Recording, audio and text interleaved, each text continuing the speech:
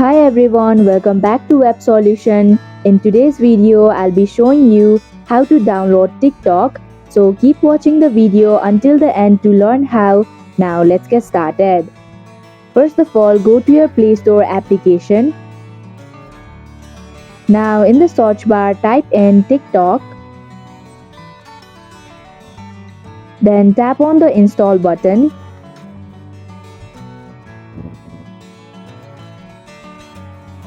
Here you can see that TikTok has been installed. Now click on the open button. Here if you click on the profile option in the bottom right corner, you can log in or sign up into your TikTok account.